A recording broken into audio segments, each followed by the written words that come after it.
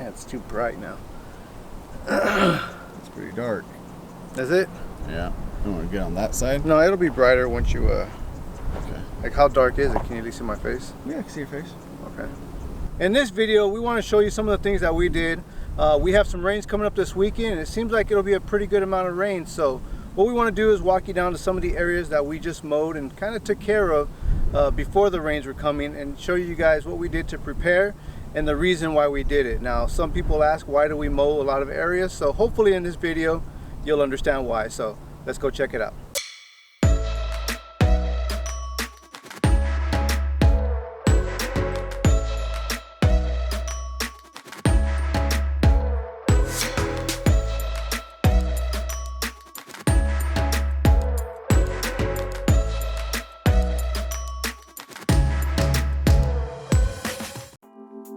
So we're down here behind the North Monterey County High School in a slough that's about 50 to 60 acres big. Now, this area we treat in many different ways, mainly with a helicopter, but a lot of times either we're on foot or using the Argo. So this spot behind me is an area that before we would never be able to pass through, getting from behind the high school to the sewer ponds here behind the camera.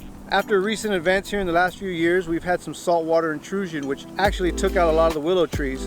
And since then, we've been kind of maintaining and making a few pathways to get through so that we can get from behind the high school all the way to the sewer pond on foot, or even using the Argos. So I want to take you through this area behind me and show you how easily we're able to access and now treat. So let's go look.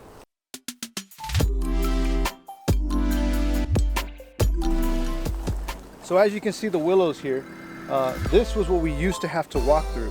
It wouldn't have been easy. It wasn't easy for us to have to treat and find water that still stayed over. Now, because the rest of the slough was open and there was no willows, a lot of the water would evaporate. But in here, it would all stay here. We'd still get mosquitoes all throughout the year. But now, as you're about to see, things became a lot easier once all these willows started to die. So again, with Philip mowing and us being able to walk through these areas, we used to have to deal with stinging nettle. Now, stinging nettle is all throughout this spot. We don't have a lot of poison oak in here, but there is tons of stinging nettle. So with all the mowing and being able to create these pathways, now we don't really have to fight through this stuff. So as you can see, this is what the tules would look like if they weren't mowed.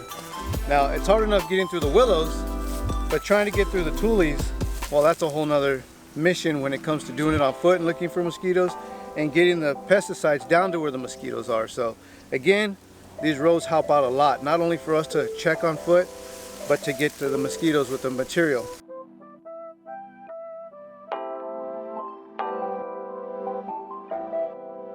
So as we've been walking through here, you've probably seen a lot of dead willows, a lot of white looking stumps, just dead and dried up. Really, as soon as you touch them, they crumble. But you do also see the willows start coming back. So we are trying not to touch these and let them just come back natural the way they are. But again, keep the paths, as you can see, in between these willows, so we can again check and we can treat the areas that need to be checked and treated.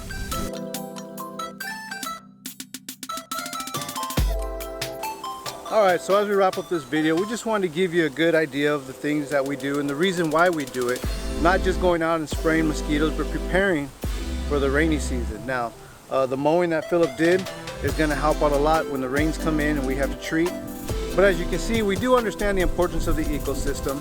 And even though we want to get rid of the mosquitoes and we want to make sure that everybody's taken care of, we still want to keep this place vibrant when it comes to the deer that we still see in here. We've also seen coyote in here. So there's so many different types of animals, red-winged blackbirds that still nest in these tules, different birds that we see all the time through here. And we want to keep those around this area. So we don't want to clear cut this. We don't want to get rid of all the willow trees together, but we still want to make this something that we can manage the mosquitoes with. So until next time, take it easy.